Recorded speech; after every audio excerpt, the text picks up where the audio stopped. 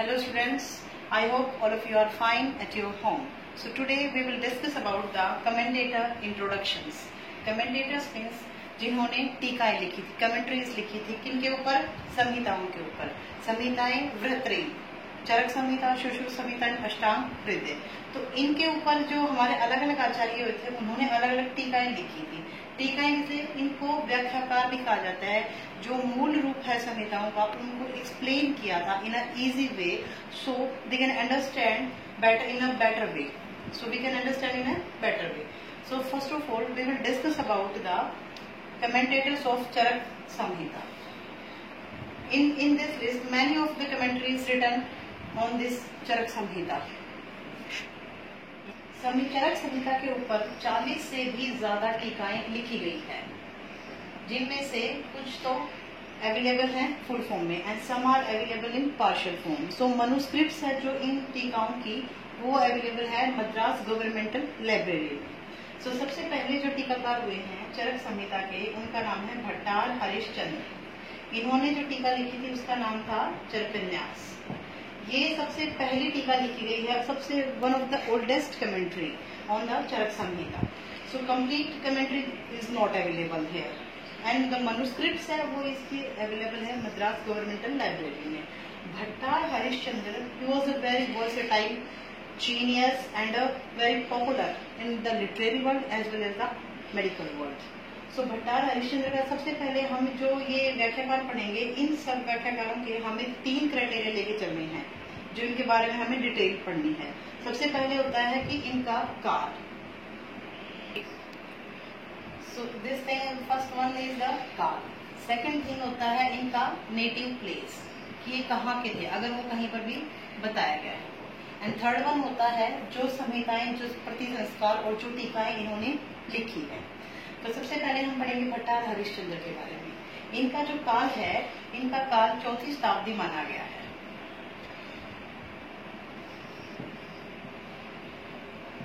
भट्टार हरिश्चंद्र का काल 4वीं शताब्दी माना गया है, क्योंकि इनका जो काल है वो आचार्य यादव जी के अकॉर्डिंग ये राजा शाशांक के राज्य वैद्य थे, कोर्ट फिजिशियन ऑफ राजा शाशांक। सो उनके अकॉर्डिंग इसका जो काल है वो 4वीं शताब्दी निश्चित किया जाता है। सेकंड थिंग आती है इनकी, इनका नेटिव प्लेस। तो इन्होंने जो अपनी टीका लिखी है चरकन्यास, इसके ऊपर इन्होंने ये बताया है कि जब ये टीका लिखते सबसे सर्वप्रथम ये सूर्य की उपासना करते हैं, और जो सूर्य उपासना और जो सूर्य के मंदिर हैं वो काफी फेमस थे उज्जैनी में। सो इनका जो हम नेटिव प्लेस है वो मान सकते हैं कि इनका नेटिव प्लेस है वो उज्जैनी माना गया है।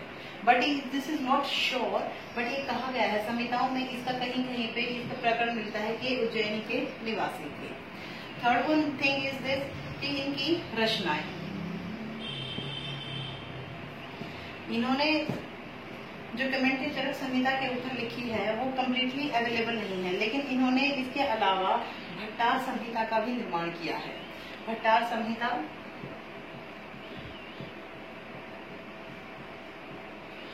खरनाद संहिता।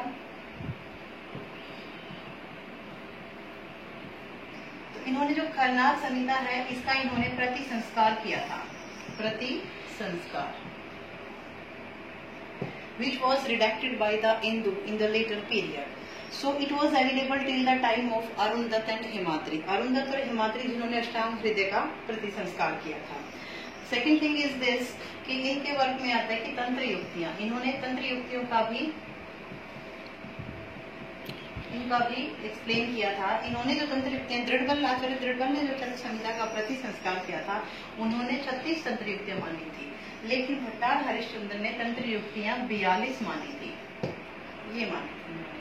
तो अब हमने इनका जो टाइम पीरियड है, हमने इनका टाइम पीरियड देख लिया, 4वीं शताब्दी माना गया है। नेटिव प्लेस इनका उज्जैनी माना गया है, और इनकी जो टीकाएं मानी गई हैं वो भट्टार संहिता है। खरनाद संहिता का इन्होंने प्रति संस्कार किया था और इन्होंने 42 तंत्र युक्तियां मानी थी।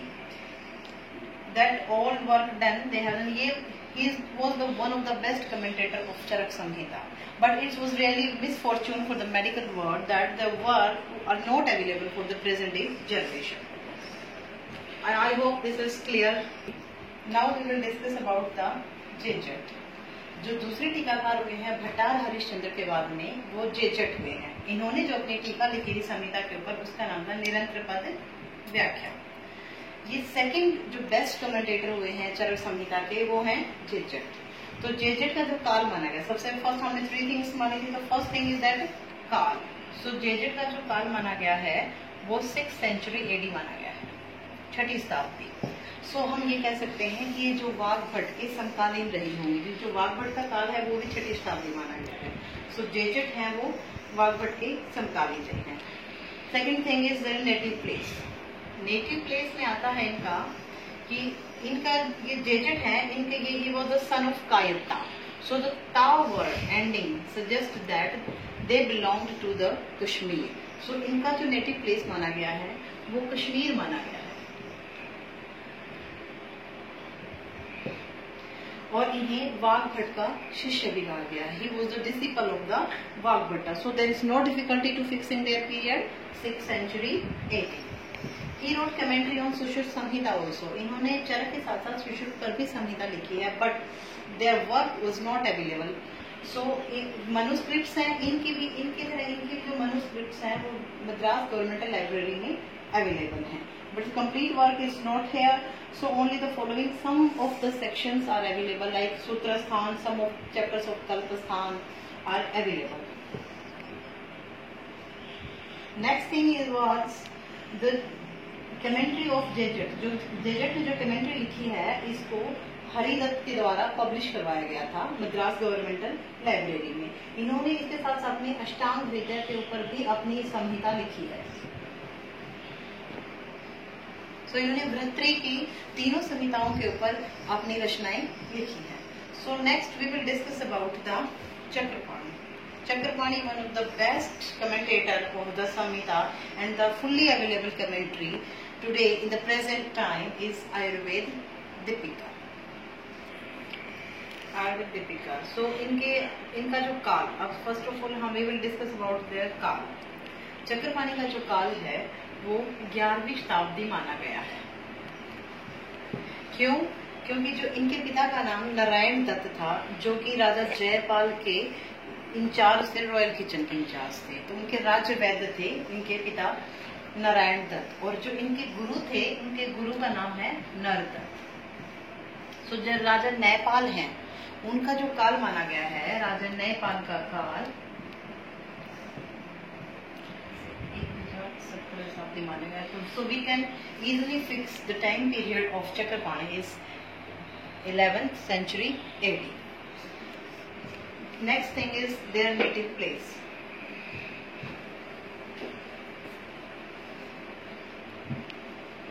नेटिव प्लेस में आता है कि ये बंगाल से बिलोंग करते थे, बंगाल के वीरभूमि जिले, ठीक है।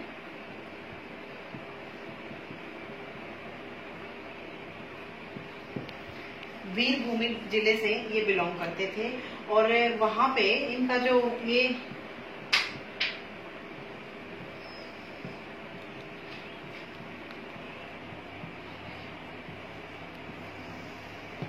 उसी डिस्ट्रिक्ट में चक्रपाणी ने एक मंदिर का निर्माण करवाया था जिसका नाम था चक्रपाणेश्वरालय। इनका जो कुल माना गया है, कुल चक्रपाणी का जो कुल है वो लोंध्रावली कुल माना गया है, लोंध्रावली कुल। Third thing is that the work that they have done. Chakrapani ने तीनों संहिताओं के ऊपर अपनी टीकाएं लिखी हैं। चरक संहिता पे आयुर्वेद दीपिका है, और सुश्रुत संहिता पे है भानुमति, और अष्टांग हृदय पे भी इन्होंने अपनी टीका लिखी है।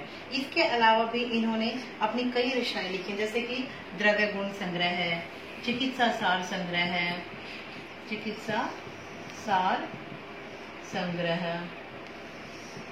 शब्द चंद्रिका,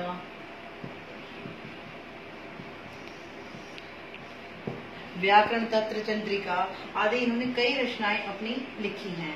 सुश्रुत पे और चरक पे जो इनकी टीकाएं हैं वो वन ऑफ द बेस्ट टीकाएं मानी गई हैं, इसलिए इन्हें चरक के लिए चरक चतुरानन और सुश्रुत के लिए सुश्रुत सहस्त्र नयन की उपाधि से भी विभूषित किया गया था। Next we will discuss about the Shivdas Sen. इनके से अगले जो टीकाकार हैं शिवदास सेन, जिन्होंने टीका लिखी थी तत्व चंद्रिका। इनका जो काल है वो 15वीं शताब्दी माना गया है, 15th century AD। इनके फादर का नाम था अनंत सेन, और ये इनके जो फादर और ये रॉयल बारबर शाह के कोर्ट फिजिशियन थे, राजा बारबर शाह के कोर्ट फिजिशियन थे, जिनका काल 15वीं शताब्दी माना गया है। So we can easily fix their time period. Native place में आता है, इनका जो नेटिव प्लेस है वो भी बंगाल में ही माना गया है। बंगाल में एक विलेज है मालनचिका।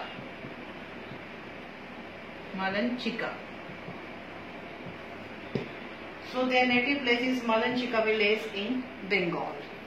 So next thing is their work that they have done.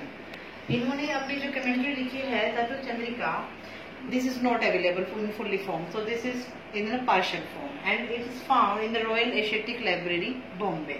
और जो इसके अलावा भी इन्होंने कवि संहिताओं पर अपना काम किया है। इनमें योग रत्नाकर के ऊपर इन्होंने अपनी कमेंट्री लिखी है, अष्टांग हृदय पे और शिवाजी के बाद। योग रत्नाकर, अष्टांग हृदय और शिवा प्रदीपिका।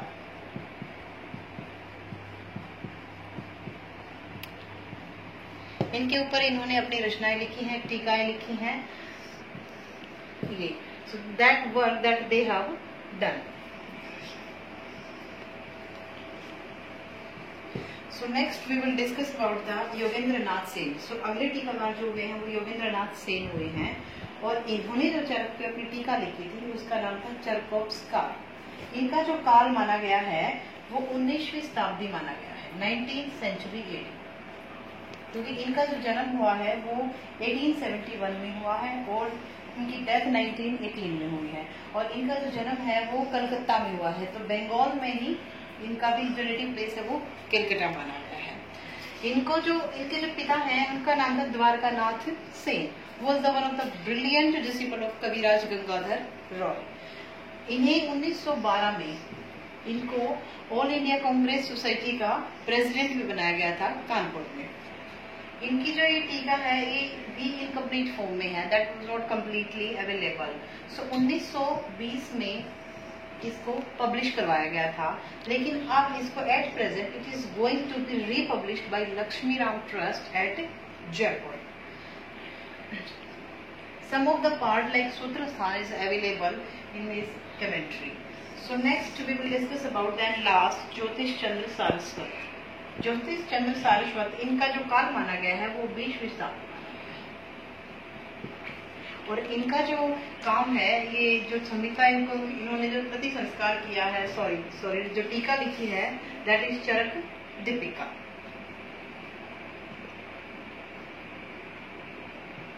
इनकी जो एडिटिंग कर दी native place, their native place is also they belonged to the Bengal region, but जो आचार्य गणनाथ सेन के सामने इनके जो विचार थे वो उनसे असहमत रहते थे। So there is always a contradictory views against the कविराज गंगाधर रॉय। इनकी भी जो ये टीका है वो केवल सूत्र स्थान तक ही पब्लिश हुई है, इनका भी जो वर्क है वो इनकम्प्लीट है। सो in all of these commentaries and the commentators, so we can find out that only that we will study and now at present time is available is Ayurveda Deepika that was written by the Chakrapani. All other rest of the old commentaries are available in the partial form in Madras Governmental Library, Royal Asiatic Library at Bombay. So these are they are available in the manuscript form. They are not completely available. So I hope you will understand that this topic is clear to you. You can read out this very easily and you can. So I hope this topic is clear to you. इनका काल 4वीं शताब्दी, जेजिट का काल 6वीं शताब्दी है, चक्रपाणी का काल 11वीं शताब्दी माना गया है। शिवदास हुसैन का काल 15वीं शताब्दी माना गया है। योगेंद्रनाथ का काल 19वीं शताब्दी और ज्योतिष चंद्र सारस्वत का काल 20वीं शताब्दी माना गया है। तो हमें जब भी टीकाकार के बारे में कुछ भी लिखना आता है तो हमें उनका नाम, उनकी जो टीका है, उनका काल और उनका नेटिव प्लेस कि वो कहाँ से बिलोंग करते हैं। तो इनमें से जेजेट है वो कश्मीर से बिलोंग करते हैं, भट्टार हरिश्चंद्र उज्जैनी से, और Chakrapani Shivdas Sen Yogendranath rest of all belong to Bengal region. So हमने इनमें 3 जो मेन क्राइटेरिया लेने हैं वो उनका काल, उनका नेटिव प्लेस और work that they have done. जो अलग अलग संहिताओं पे उन्होंने अपनी टीकाएं लिखी हैं, रचनाएं लिखी हैं या प्रति संस्कार किए हैं, उन सबको हमने इसमें एक्सप्लेन करना है। तो आप इसकी जो डिटेल इंफॉर्मेशन के लिए आप आयुर्वेद का वैज्ञानिक इतिहास की बुक है जो आचार्य प्रियव्रत शर्मा के द्वारा लिखी गई है, उसमें से आप इसका टेक्स्ट पढ़ सकते हैं। हैंडबुक आती है इसके हिस्ट्री ऑफ आयुर्वेदा की, उसमें से भी आप इनके बारे में अपनी डिटेल पढ़ सकते हैं। बाकी मैं आपको नोट्स भी सेंड कर रही हूँ इसके लिए, जिनसे आपको इजीली आपको ये सारा कंसेप्ट वो क्लियर हो जाएगा। So tomorrow we will discuss about the commentators of Sushruta Samhita. So I hope this topic is clear to you. So stay home, stay safe and study well.